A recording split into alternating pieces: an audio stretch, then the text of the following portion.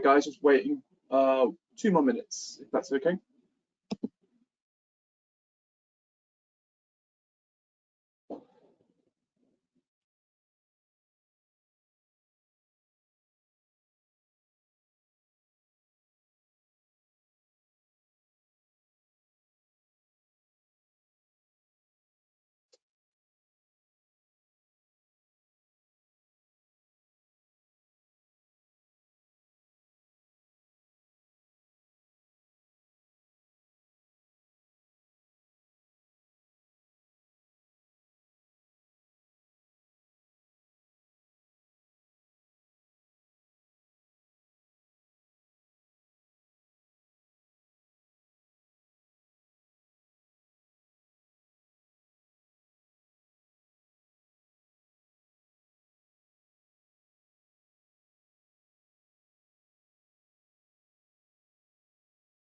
Perfect, Tom. I think let's get started. Hi guys, thank you for joining today's webinar titled Breach Ready for the Summer. This session is recorded, so please consider that if you have any questions of a sensitive nature. With all that said, I hope you enjoy today's session, and let's get started with some introductions. First of all, Tom.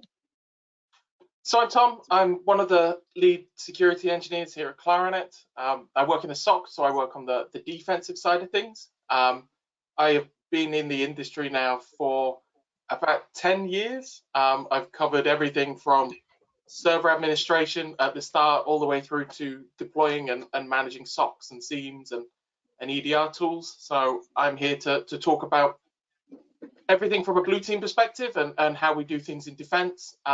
And over to Jed. Thanks, Tom. I'm Jed Kafetz. I am the cyber practice lead at Claranet. In the cyber practice, we have pen testing, risk consultants, continuous security testing.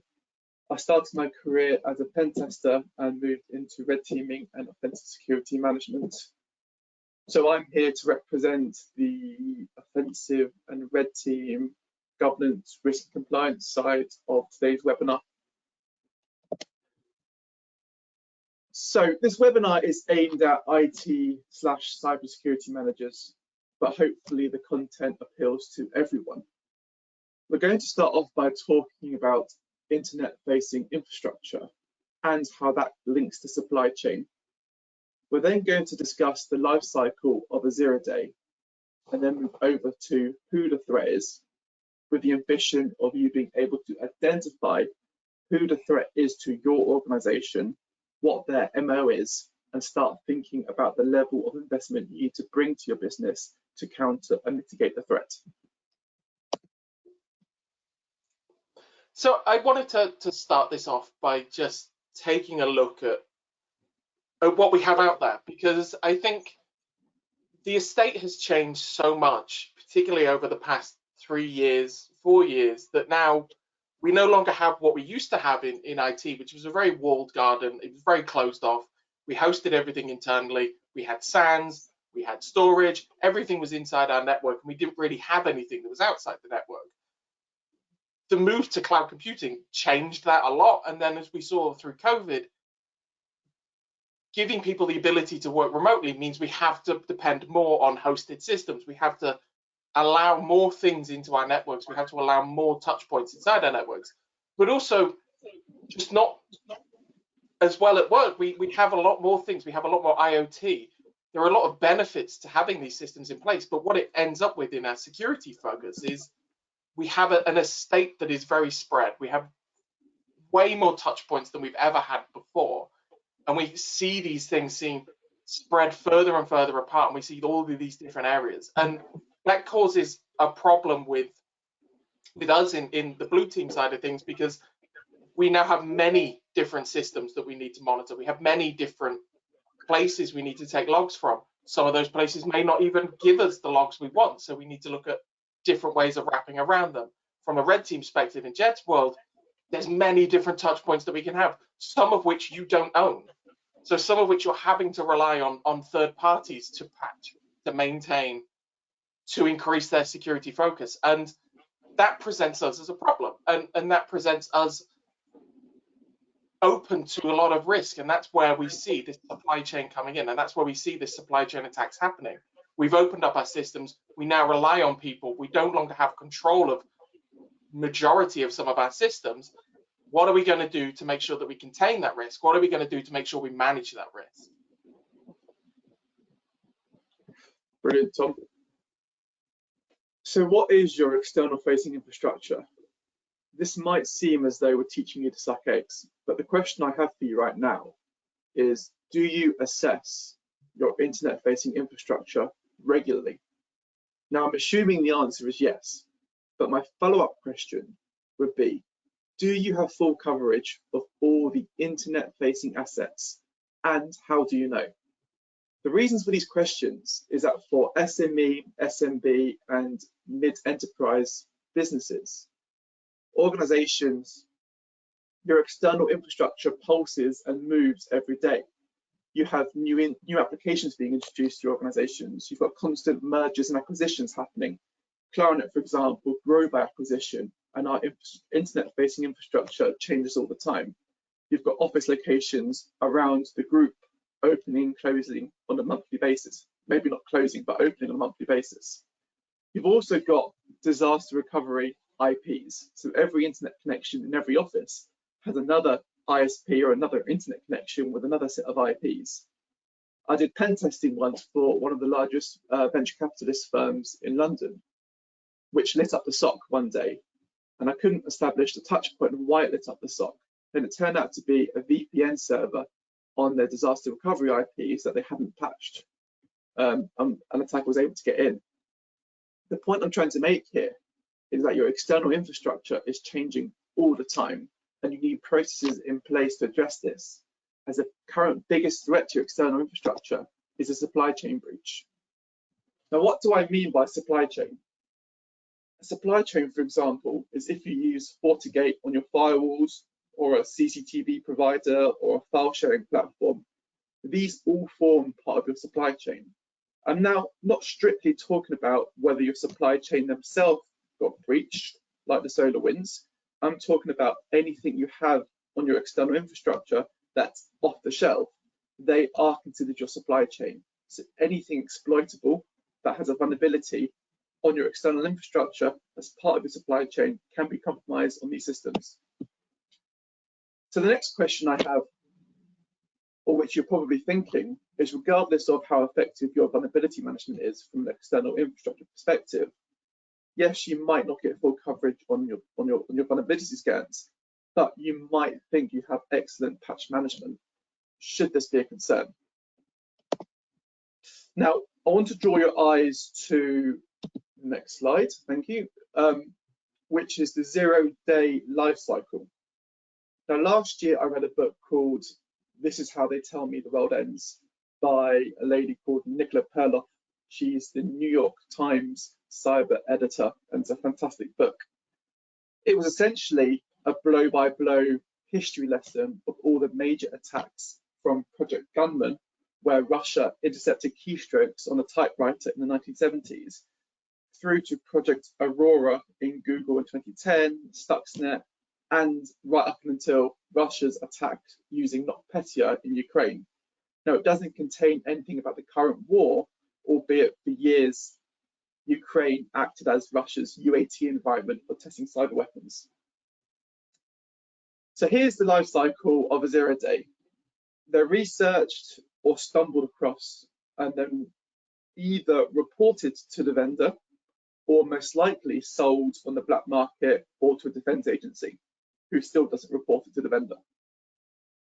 There's a bit in the book about how authors of these bugs don't understand the severity and potential impact of these vulnerabilities, and they use, or they're just as likely used against the values of the person who created it in the first place. The main point of this slide is that it can take up to 7 years, or even a medium amount of time is 7 years for these bugs to be reported to the vendor. Take MS17 0/0, which is our famous WannaCry. This was in the wild, exploited by the NSA for 7 years before it was reported to Microsoft. Now, there's a short period after the active exploitation between the vendors picking up on this, a patch being written and then deployed. Now, this is the shaky ground for everyone at this point, because put together APT groups, advanced threat groups, and gangs use automation in their systems, much like we do, to provide our clients a good service, to jump on these exploits, and then it's BAU for them to grab footholds and escalate through your networks. Tom, have you got anything to add to this? Yeah, I think it's a good point, and I think the WannaCry exploit is a good example from what we saw in a shift in how these gangs operate and how fast exploits are now done. Because, like Jed said, when WannaCry came out, it was leaked by the shadow brokers. It was then widely known, but we had a patch available for about 60 days before WannaCry happened, and there was a lot of throwing back to say, well, if you were affected by WannaCry, why didn't you patch within your 60-day window? There's a big drive to patching that. But what we see now, like Jed said, around the automation side, particularly what I see in my world in the SOC, is I can have an exploit released on the Monday and it's actively being exploited by the Wednesday. So I can have a patch Tuesday update come out on a Tuesday. It's reverse engineered by the Wednesday, a proof of concept is available by Thursday, and it's in exploitation by Friday. And if my patching lifecycle hasn't caught up to that speed, I'm massively at risk as my network. I'm really there. And what we see is this shortening of the lifespan of a 0 day and how quickly it's being moved to active exploitation. And that can be seen through MoveIt, which was a 0 day that was immediately being exploited. If you take a look back to some of the exchange things that happened, you start to see it with proxy not shell, and then all of the variants of proxy not shell. Log4j is another example where it was being exploited in the wild. It became known the next day. It was being widely exploited. And then when we start to look at some of these breaches, you can start to see where they've been put in there. You can start to see these patterns. I think the main topic that spawned this entire webinar was talking about MoveIt and the speed of which that got done and the speed of which it was being used and being exploited by these gangs. Whether or not it was a step aside for these ransomware gangs to just steal the data instead of doing a ransomware engagement and locking files is a different story. But it really emphasized the speed and the automation in which these are done. If you look at something like the Kessia attack in 2021, that was a ransomware gang that found a 0 day in a RMM, so remote management software tool, and they exploited MSPs and MSSPs because they had these tools in their client networks. They exploited them. They were able to get wild reach. But what they were able to do was automate that first exploit. They were able to automate that first stage, which allowed them to move so quickly. So what we see in 0 days is the push to automation because they need to move quickly. And we talk about that later on, about how we need to inform our patching cycles on this new information, this new landscape that we're all being affected by, but also make sure that we're covering all of these other areas, because some things can't be patched in time. Sometimes there isn't a patch. So what can we do to make sure that we reduce that blast radius? If we look at some of the ones from 2023, NPM, GitLab, these are vulnerabilities that are not traditional vulnerabilities, but they affect us directly. So if we look at NPM, we have credentials that have been used to steal packages inside of packet managers. People can modify those packages, and then they have a backdoor system into a lot of code which is already running, which is already trusted inside environments.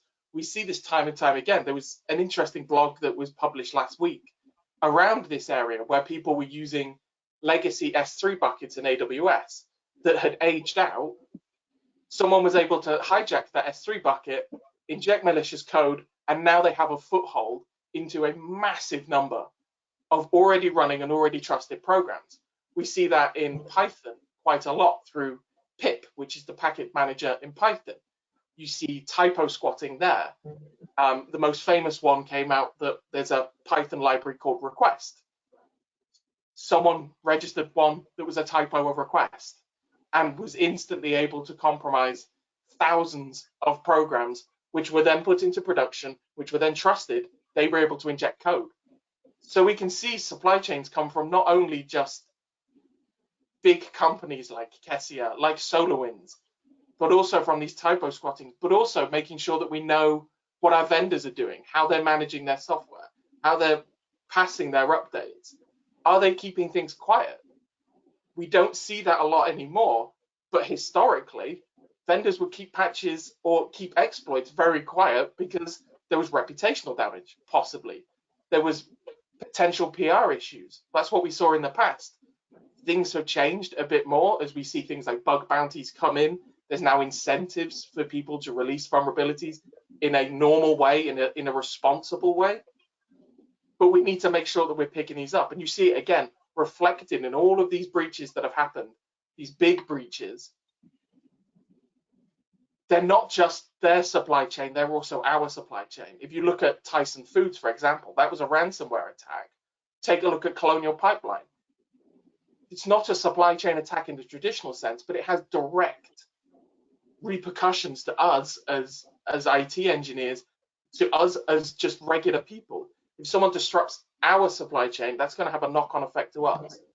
If someone compromises a chip manufacturer, that's going to lead to something else, which could lead to a reduction in hardware, which means we are then affected as vendors. We are then affected as IT leaders and IT managers.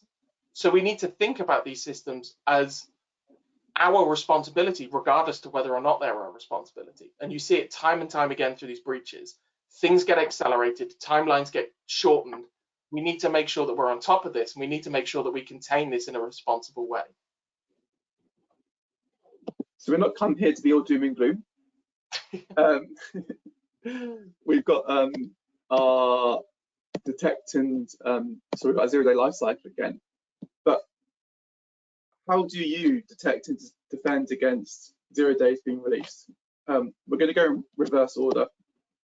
So first we have vulnerability scanners and pen testing, and they will detect whether your systems have a vulnerable component by the introduction of an application or another internet connected device.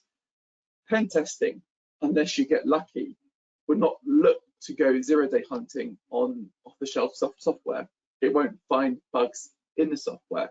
It's designed to maybe find more configurational issues on already existing software and maybe patching issues. The next level of mitigation is threat intelligence and vendor update feeds, as Tom was saying. Both of these could be a source of considered 0-day activity. It might be the case that the vulnerabilities are patched before they're made public. This is the best case, like MS17 0/0, or worst case is that the BBC News website reports the vulnerability before they're patched, and then it's shooting fish in the barrel on the internet. Before this, the only real option is that you find some type of special forces reverse engineering squad that takes all your software and rip it apart line by line, much like Google's famous Project Zero. Most organizations haven't got the budget for this. However, there's more you can do. There's defense in depth. Let me hand over to Tom to talk about how defense in depth cannot stop this from happening, but mitigate the blast radius. I think one of the things that I find interesting is we've always done defense in depth. We just never had a word for it. We just never had a term for it. We've always practiced defense in depth. We've always put in VLANs to protect networks. I remember when I first started out learning networks in CCNA, the first thing you learned was VLANs and how they work and how to segregate networks. We've always done this. It's just now got a name and it's now got a thing attached to it. So none of this is new. None of this defense in depth is new. We've always done it before. It's just how can we make sure that we're doing it for the adversaries that we currently have to defend against? And it goes back to just layering everything. When we moved to the cloud, things changed. Azure is different to your VMware system, which is different to your SAN system, which is different to your traditional network. But the principles are still there. Everything is now just running software. So we shouldn't lose our focus from what we used to do to what we do now, because now we have more granularity. We have more things that we can do. We can be extremely selective. If I look at firewalls, once upon a time, we could only really allow and block on IP address. We now have application level firewalls. We can do very granular things. If you look at CASP solutions, we can do very, very granular things in cloud security and access brokers. We need to look at these new technologies and make sure that we are pushing our internal systems, that we are leveraging what we have access to, but also making sure that we take advantage of what we got. Because one of the biggest questions I get when I talk to customers and when I talk to clients is, well, this is all great, but my budget is finite and I can't afford this, and I can't go back to my board and say, you know, I want the latest and greatest thing that happened, and I want the latest and greatest tool. But it doesn't have to be that way. It's about maximizing every little drop that we can get from that. So segmenting our core networks. If we are running stuff in Azure, making sure that we're locking down VNets, we're using the rules that we have in there natively, just-in-time access on VMs, because we don't want people to have full access all the time. Things like PIM, privileged identity management, shortening the time that someone needs to do a task so they don't need to have a domain admin. It's using the technology to our advantage and making sure that we are adapting to what is out there. If we talk about how attacks are now being automated and how adversaries are now automating all this stuff, we need to make sure that we're reducing our time of exposure. So something like PIM, I don't need an account that has global administrator privileges in Azure. I only need it for the 1 hour that that guy needs to do his job. So I shorten my attack. I'm defending in depth. I've done it. That's it. I've done it with a very simple change. I can look at my network. I can segment my network.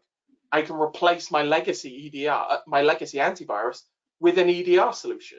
That gives me a whole number of benefits. I can start taking logs. I can start centralizing logs in a single location, so I can start putting them into a SIEM. I'm biased. Sentinel is a brilliant SIEM for doing that. And you can do it as you grow. We are now in an era where you don't have to put up a lot of money up front on very expensive licenses, hosting systems internally that are very expensive, that are very resource heavy. We can use the power of the cloud, and we can use the power that it's given us to offload a lot of that and utilize things as pay as you go. It helps you in terms of your budget. It helps us in terms of our budget. But it also allows us to be able to build this full defense in depth model. We can take the logs, we replace our EDR solutions, we get more visibility, we utilize our existing licenses that we have, we strengthen our email gateways, we strengthen our internal network, we block ports, we go back to what we did traditionally when we were inside the walled garden and apply that on the outside. And then where we can't control things, we just make sure that we restrict things. So if you take a look at SolarWinds, for example, it was rife. It was a really bad attack, and it identified some weak points. One of the major learnings from that was we need to go back and we need to segment our networks again. We need to make sure that if that system needs to talk to everywhere, that it can only talk to it on certain ports that it needs to talk to, on certain protocols. It's about learning everything that we had in the past and applying it again, but with the focus that we need to change to this fast-moving approach. We need to change to this changing landscape, that we need to push forward. We need to automate because they're automating. That's what we're going to do for this defense in depth. We need to layer everything up, utilize what we have, and make sure that we push that going forward. Cheers, Tom. So how do compliance frameworks fit in, and how do you guys fit in? So most organizations will have a policy that states their patching requirements. This might be because of external regulatory influence or good cyber hygiene. But let's take a look at a couple of these influences. We have Cyber Essentials and PCI. Now, Cyber Essentials mandates critical patches are installed within 14 days after the software vendor releases the patches. PCI, on the other hand, requires them to be installed within 30 days of a critical patch. Tom, what are your thoughts on these timelines? do you think they're up to date given latest breaches? I mean, what would happen or what could happen in between a patch being released and 14 to 30 days?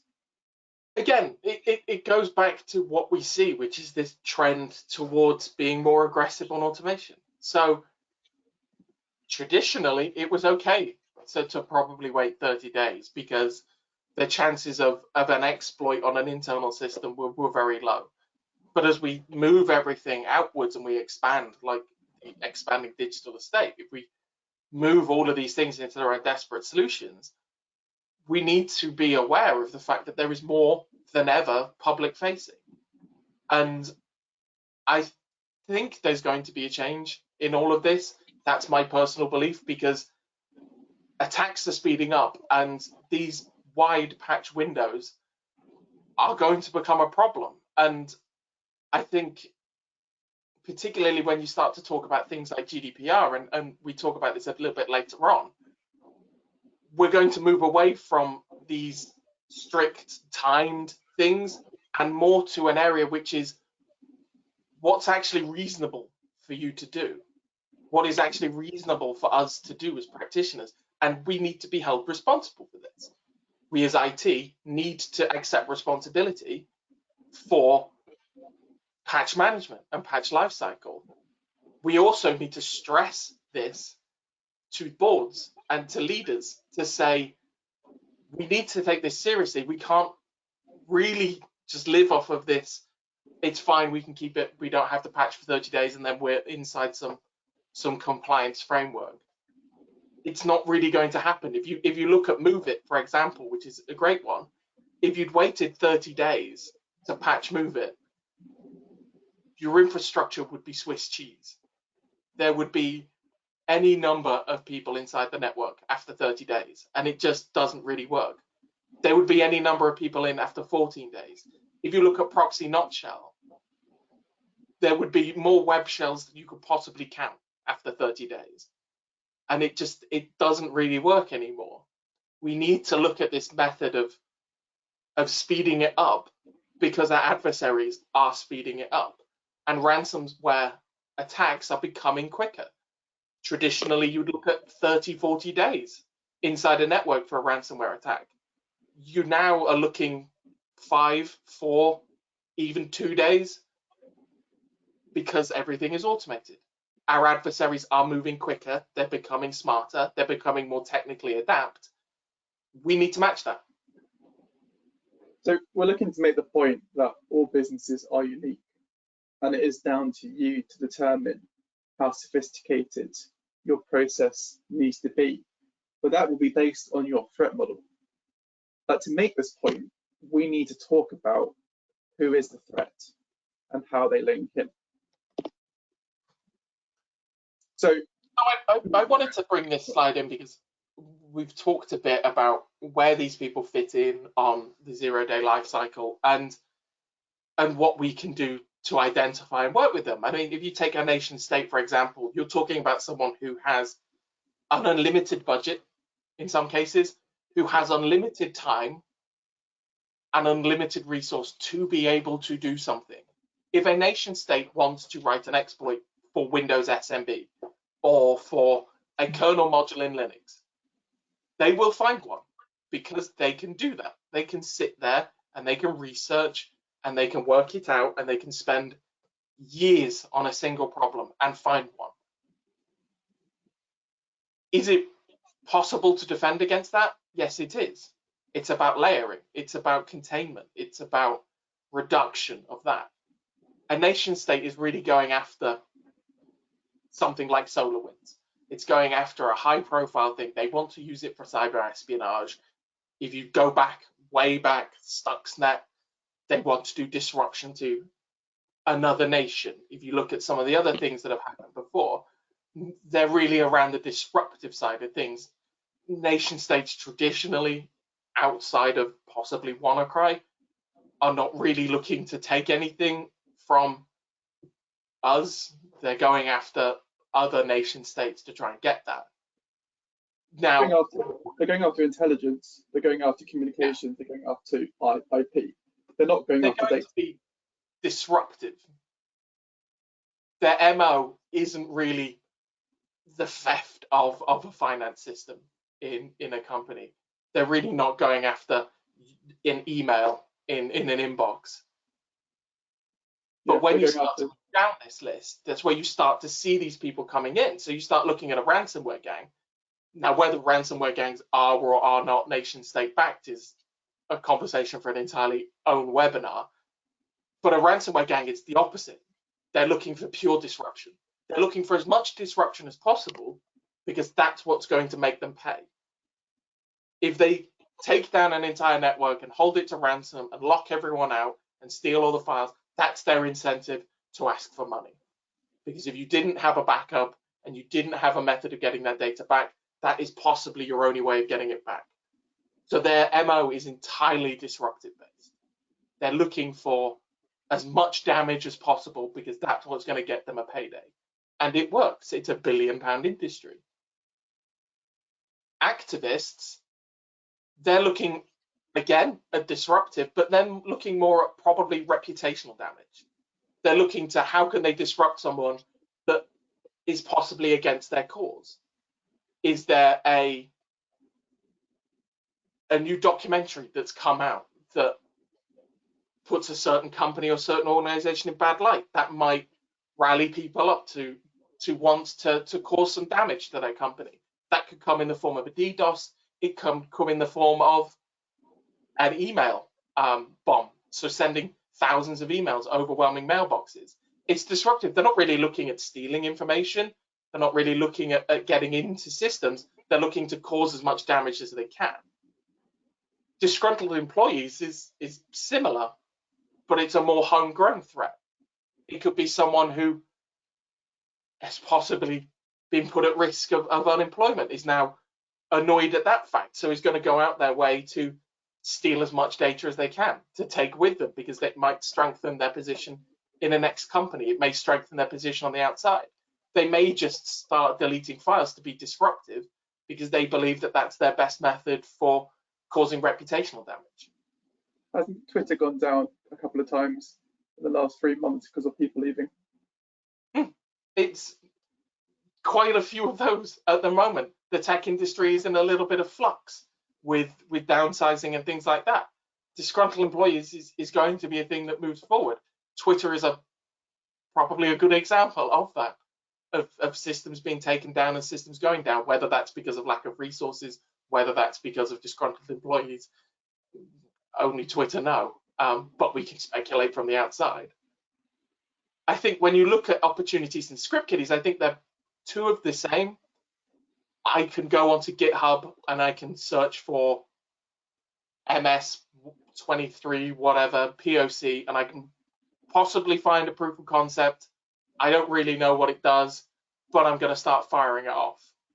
If I go for proxy not shell, I can get 10 or 12 Python scripts now that have GUIs that I can use to exploit servers. So maybe I get lucky and maybe I find something. I'm inside the network. I don't really know what I'm doing.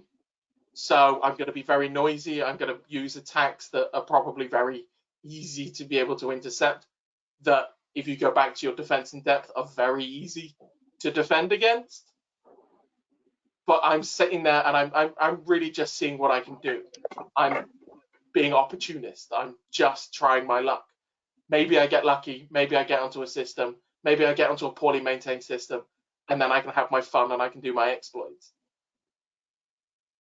So we've kind of covered part of what is the threat. So we accept the fact that we've got different threats: nation states, ransomware, gangs, activists. But each of them have a different MO. So thinking about your business, is it that's likely to attack you? Do you have state secrets? Do you have IP? Do you process communications and therefore a nation state would be interested in you? Do you process a lot of personal data and therefore need to keep that data safe for ransomware gangs to attack you? For example, if you're a lettuce farm, for example, you might not have much data, but operationally it's really important that you keep the lettuce growing. So for your own businesses and your own organizations, you really need to think about actually who is the likely threat to our business. Do we upset people on day to day? Do we upset activists? Do we upset our employees? Are we just vulnerable to opportunists and script kiddies who are just looking to fire anything? So for each of those threats, we need to consider what is the threat. Reputational damage, kind of intellectual property. I think IP is a poor choice of words for a webinar about internet. Personal data compromise, communication compromise, and loss of service. I'd like to touch back on to the regulation and compliance frameworks. The idea is that if we adhere to best practice, which is kind of adhering to a standard of like ISO 27001 or PCI for card data. If you look at each of these compliance frameworks, with the exception of Cyber Essentials and PCI, they don't provide a recommended patch window policy. They put the onus back onto the organization to determine your own risk. So you should look at kind of your risk matrix, or you should have your own risk matrix to determine, okay, what is the patch policy? Now, NIST, ISO, CIS, PROBIT, they all say have a patch policy, have a risk matrix, and make sure the patch policy aligns to your risk matrix. They don't kind of prescribe it to you. Even GDPR themselves, or GDPR, the regulation itself, says an organization or a process or controller shall implement appropriate technical and organizational measures to ensure the level of security appropriate to the risk. So what they're not giving you a patch policy either. So where you fit in on this 0-day life cycle of 0 day around patch release is really from the opportunity you have to mitigate it at the patch level. And what we're saying is some businesses might have a requirement to fix it the same day. Some businesses, if you use PCI, have a requirement to fix it in 30 days. What we're saying is you need to determine what your own policy is to mitigate these threats, and if it aligns with your risk profile. So we have here about your risk appetite. This last section kind of brings together the life cycle, the threat, the risk appetite, and see where it all fits in. Most organizations will pen test everything at least once, especially if it's internet facing. Some decide that they code changes monthly and then consume services that enable to have continual assurance. You have threat intelligence feeds, but there are no silver bullet. I mean, threat intelligence feeds can be wrong as well. There's some good research on people poisoning threat intelligence feeds. But by putting your ear to the ground, you're most likely to hear about the proof of concept code that comes out first, maybe in line at the same time with advanced threat groups like ransomware gangs. If you want to be sure, and if you want to invest the most money from a proactive perspective, you can employ SAS-style reverse engineers like they do in Project Zero. I do recommend having a read of some of the Project Zero blogs that they do. But Tom, what are the options for the defensive side in terms of risk appetite against money investment, time investment against people's appropriate risk? Again, it's about identifying what your risk appetite is and trying to see where we can make use of different areas. If we have a lot of cloud systems where we're fully in Azure, we're fully modern managed in Azure, well, my risk appetite is going to be slightly different than if I have a fully restricted on-prem system. So my defense and my blue team needs to be focused on those different areas. If we're in Azure, then I need to be looking at how long am I retaining my audit logs for? How am I storing my audit logs for longer than the platform allows me? What's my BCDR plan inside of Azure? What's my BCDR plan inside of cloud? Again, these are all things we used to do when things were on-prem. We used to have robust backups. We used to have DR plans. We need to make sure that we replicate that in the cloud? If I look at my antivirus, am I still running something traditional like SEP, semantic endpoint protection? Is it going to be worth my while to move to something like an EDR solution? What's the cost of moving to an EDR solution? Is it going to be cost effective for me? Where am I centralizing my logs? There's many different ways you can do that. There are numerous ways to be able to take those logs that start from free and will go all the way up to a fully managed enterprise solution. It's about taking what we have, taking what's inside the network, and utilizing it to its full potential. So taking a look at our existing systems, taking a look at our networks, identifying what our risk appetite is, identifying our asset lifecycle. When was the last time we did a network refresh internally? Are our firewalls up to date? Are our firewalls up to spec? What's our email management system? What's our email gateway system? What's our EDR solution? Do I need an MDR solution? What have I done around pen testing? Have I ever pen tested? If I've been doing pen testing for years, what's the next step from pen testing? Do I need to look at red teaming? Do I need to look at something that's going to push me forward to identify those further weak spots? In my defensive side, what am I doing around centralizing my log management settings? Do I have robust group policies? Do I have segmentation? Do I have least privilege access? That's what we need to do inside of the defensive side of things. We need to take it back internal again. We need to review our systems. We need to make sure that we have robust systems and make those purchases where they're needed, rather than going out and buying something which is the latest and flashy thing. We need to look at this thing as if it was an onion and have many, many layers, to take a Shrek analogy. We need to make sure that we have our security system that has all of these layers involved in it, that we're not just relying on one thing to protect us because that's what used to work. It doesn't work now. It won't work when it comes to speed. So how can we make sure that we're doing that? How can we take this internal? How can we make that ask to the board when we need to put our budgets in for the next year to say, right, we've done this, we've done X, Y, and Z. This is our risk appetite. This is how we need to push it forward. This is what we need to go out and ask. This is going to be the expenditure. And I think those are the big conversations we need to be having in the defensive side, rather than just going off and buying the latest, greatest, and shiny thing. We have a couple more slides.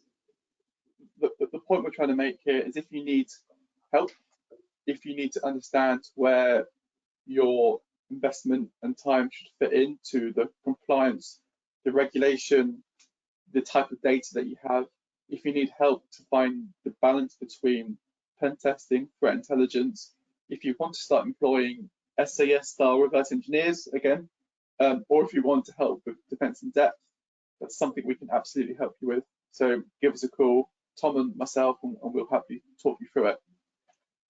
The last thing we want to finish with is Ian Levy. He's the outgoing technical director of NCSC, the Government Department for National Cybersecurity. And he wrote a blog on his last day. He probably wrote it before, but he published it on his last day. We like the sentiment of the blog, and it was one of the inspirations for this webinar, so it's only right to include it. He said, is it reasonable to ask a 10-person software company to defend themselves from the Russians? No. Isn't it responsible to ask a critical infrastructure company to not have their management systems connect to the internet with a password of secret password? Bloody right it is. So what we're trying to say here is, you might be a small company. Are you expected to mitigate the risks from China or from Russia or from North Korea? Perhaps not. Should you be patching your systems appropriate to different compliance regulation bodies? Absolutely. But you've got to find a balance for yourself and be happy with that balance. Now we've got time for some questions, and to ask these questions we have Georgie. Hi guys, thanks for that. We've had a few questions in. I popped a message in the chat just to say any questions share them. So we've got 3 in, so I'll kick off with the first one. Okay, so I have a strong budget. How do I articulate this to the board? A strong budget or a string budget? A string budget, sorry. It's a great question. From my perspective, in our capitalist society, boards speak money. So it's about investment of cybersecurity resources, software and hardware in to reduce the payments out, and then having insurance to cover that. So I think for me, the best thing to do is go to the person who controls the money, which is finance, CFOs, finance directors, and say to them, what as a company would we be happy with paying out in the event of a breach, i.e. Or the breach of data, which might go against GDPR, the ICO will fine you, or PCI might fine you, or something. And then they would perhaps reach out to their insurers. Insurers would say, right, we will insure you, but you need X, Y, and Z in place. And it would be a really good way to take the conversation from your known risks to the CFO to get actions in place. I think as well, it's I stressed the point a couple of times, right? It's about looking at what we have. I go into organizations all the time that have got systems that they've bought licenses for, but they're only using maybe 10% of the product, 20% of the product. They bought it for a specific reason. Well, it has all these other benefits, so let's look at getting some of those in before we need to go off and ask for more money, before we need to do, you know, an uplift of a new system to a new technology.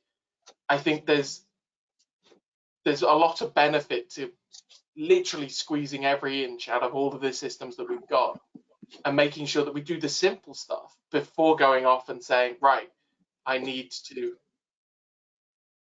make an elevation. I need to go and buy this next thing. So I think that's what I've got from my defensive side. Cool, thank you guys. I promise I'll get this one right. How can you simplify monitoring of systems as low cost? Each security system requires monitoring. So from my world, it's a common thing, right? I think historically it's been, we need to take logs from absolutely everything and we need to put them all in one place and we need to keep them for 3 years, 10 years more. And that's cool. You can do that. It's going to cost a lot. You can do it, but it's going to cost a lot.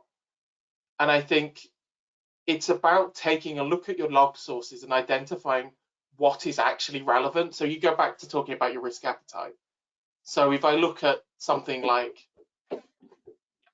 again, it's a full Microsoft system. So I've got 365, I've got domain controllers, and I've got a laptop base. Well, what do I need to take logs from to make sure that I'm protected? Well, I'm going to take my Azure Active Directory logs because that's going to tell me who's logging on to the cloud. That's going to tell me where they're logging on from the cloud. I'll probably take my domain controller logs because that's going to give me authentication internally. And then I can start to move my way down. I don't need to do that massive commitment up front. I don't need to do that massive spend up front. I can do things that is more granular. I can do things that are a lot smarter. I don't need to take all the logs all the time, unless my risk appetite is that I need to do that. And in which case it comes with a budget and it comes with a thing that's attached to it. So I think there's a lot to be said about taking a look, identifying your risk exposure, identifying your risk appetite, and then designing your monitoring solution around that, rather than just going in with this view of, I need to take access logs from everything because that's what's going to make me protected. It might do. It might also lead to a serious amount of alarms that your already possibly under-sourced IT team and security team are not able to handle. And that's where we see a lot of things come our way, which is unruly systems that have been generating logs and generating alarms, and it's overwhelmed people. So we go in, tune down these solutions and help you bring them under control. And that is an element of budget. That is an element of making sure that we take the logs in the correct way. There's also a sensible action to take place. Imagine you have an application. Now you can take logs in from the firewall, you can take logs in from the web server. Are firewall logs and web server logs going to help you detect a breach? Possibly, but ultimately you're looking at the front end here, and everyone scans websites all the time and could consider anything a breach. You really need to be taking in logs from the database connection. So is the database acting funny? Is the underlying server acting funny as if it's been breached? So it's about kind of taking single points of logs and really being considerate which logs you take in, how long you keep them for. Any more questions, Georgie? There's a couple more, yeah. So I regularly do pen testing. I have EDR and MDR. How do I get closer to number 1 on your slide, which I assume is regarding the risk slide? Yeah, You want to just pop it up? I'll find it. There we go. Time and money on 1. I think the answer is defense in depth, pen testing, threat intelligence, run scanning, doing everything you can, hardening builds, sys controls, segmentation of networks, everything that Tom mentioned. Anything to add to that, Tom? Yeah, I think it is. I think it's obviously as closer you get to 1, costs increase. But there's plenty of things you can do around making it incremental. It doesn't have to be something that happens tomorrow. It doesn't have to be something that happens, in the next budget cycle. It can be something that is an ambition to move towards, and then taking those incremental gains and taking those incremental steps. If you end up with someone who's very good at reverse engineering and can do a full audit of every piece of software that's on your estate, that's great. That's really good. It'll cost a lot, but it's a thing to aspire to. It's a thing to try and to go towards. And I think pushing that closer to number 1 is something that needs to be thought of as a full 5, 6 year, 10-year ambition to improving security. I think traditionally, again, we've thought of budgets as this cyclical yearly thing that we have to constantly do, but there's never been really any foresight into, well, where do we actually want to be? What do we actually want to do? And I think from conversations I have, again, it's something that's coming up more, that people are starting to think more around where we want to go, what we want to do in 2, 3, 4 years, how we want to improve, how we want to consolidate, and how we want to manage our systems. So I think that's how you're going to drive your ambition to become closer to this end goal of being Google, effectively. Brilliant. Thanks, Tom. Thank you. One more, and then I'll let everybody go. So we have a pen test once a year. Will that identify any vulnerabilities in our external infrastructure? Yes, but as a single point in time.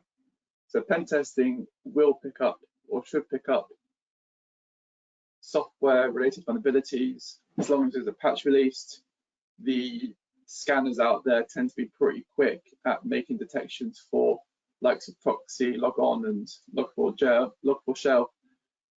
But the problem is if you're not doing it on a regular basis, you might have a vulnerability that comes out 2 weeks after your latest pen test, which makes your pen test kind of slightly valueless because it's only a single point in time. So we definitely recommend not necessarily a pen test continuously, but at least a vulnerability scan once a month, maybe once a week if you have your own scanner, to make sure that your external infrastructure has the latest patches. So you're using the patch management, but you're also checking against from kind of an external internet-facing perspective. And just one last thing, double check you have all the IPs in range that you think you have.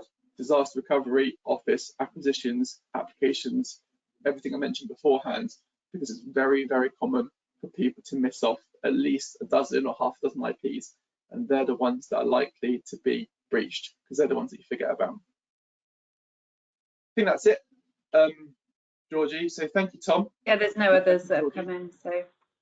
Perfect. Well, look, it's been great to speak to you guys. If you've got any questions, please reach out to Tom or I, and we will gladly sit down with you and discuss your risks, discuss what investment's necessary or where you're having problems. Anything else from you, Tom? No, that's it from me. Perfect. Well, thanks, guys. Have a great afternoon, and we'll speak to you soon. Cheers. Bye. Bye-bye.